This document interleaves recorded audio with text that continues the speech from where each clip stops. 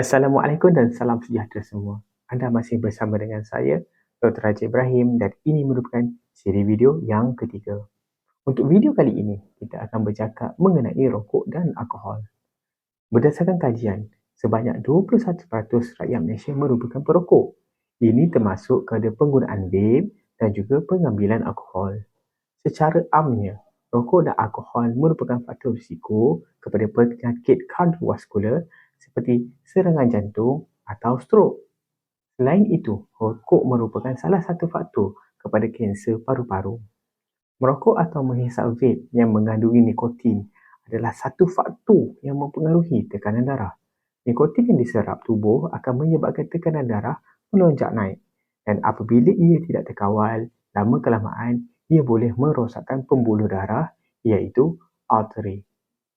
Selain itu, terdapat juga banyak keburukan merokok seperti menjejaskan kewangan, mulut yang berbau, pakaian yang busuk serta mendatangkan bahaya kepada kesihatan orang di sekeliling.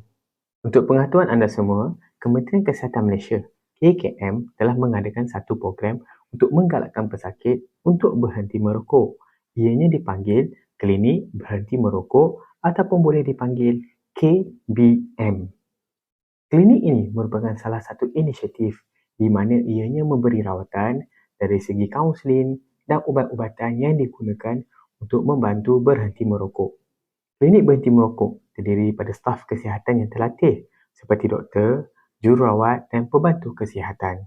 Jadi, apakah langkah yang diperlukan dalam berhenti merokok? Langkah yang pertama adalah dengan menetapkan tarikh untuk berhenti merokok. Tarikh ini akan melambangkan tarikh di mana anda bermula untuk tidak merokok. Anda boleh menggunakan tarikh yang penting bagi anda seperti tarikh hari jadi anda atau tarikh perkahwinan anda. Selain itu, anda boleh berkongsi tarikh ini kepada pasangan atau rakan kerja atau kepada sesiapa sahaja bagi membantu menaikkan tahap motivasi anda untuk berhenti merokok. Langkah yang kedua adalah penggunaan ubat nikotin.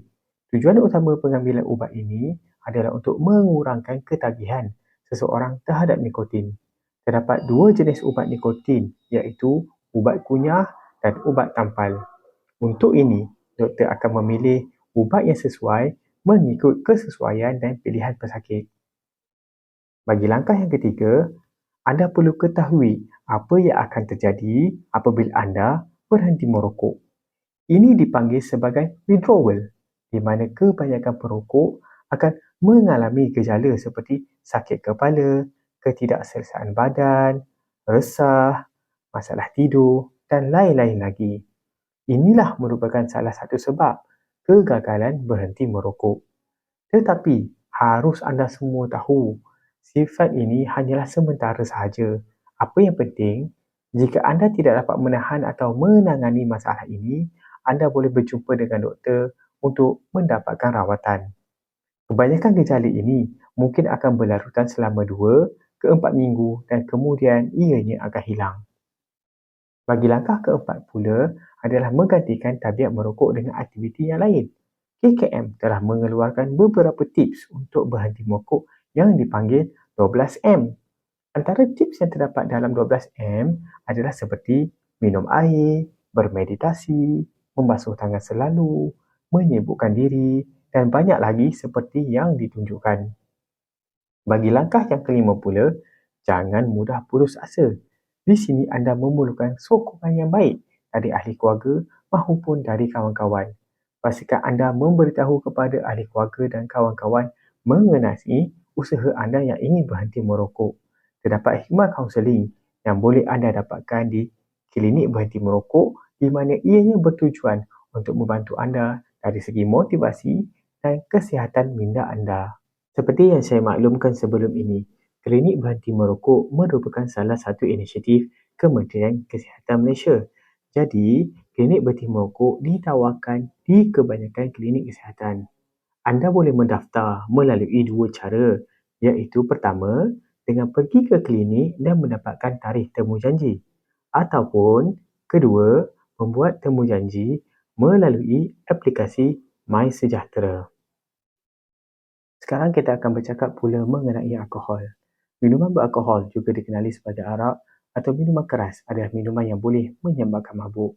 Secara amnya, minuman beralkohol di pasaran boleh dibahagikan kepada 3 kumpulan, iaitu yang pertama, kandungan alkohol rendah, iaitu kurang dari 10% seperti shandy atau bir. Yang kedua, kandungan alkohol sederhana, iaitu antara 10 hingga ke 20% seperti Queen. Dan yang ketiga, kandungan alkohol yang tinggi melebihi 35% seperti brandy atau samsu.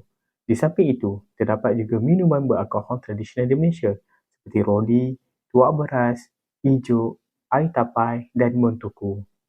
Pengambilan alkohol yang berlebihan adalah tidak digalakkan kerana ianya mendatangkan keburukan. Kementerian Kesihatan Malaysia telah menggariskan panduan mengenai pengambilan alkohol yang sesuai. Diharapkan dengan penerangan yang telah saya berikan dalam video ini akan dapat membantu anda untuk berhenti merokok dan mengurangkan pengambilan alkohol bagi mengawal tekanan darah. Walaupun mungkin rasa sukar, namun jika diiringi semangat dan azam yang kuat, saya yakin anda semua mampu melakukannya. Hendak seribu daya, tak hendak seribu dalih. Sekian sahaja untuk video kali ini. Jangan lupa untuk menonton siri video yang akan datang. Sehingga kita berjumpa lagi. Sekian, terima kasih.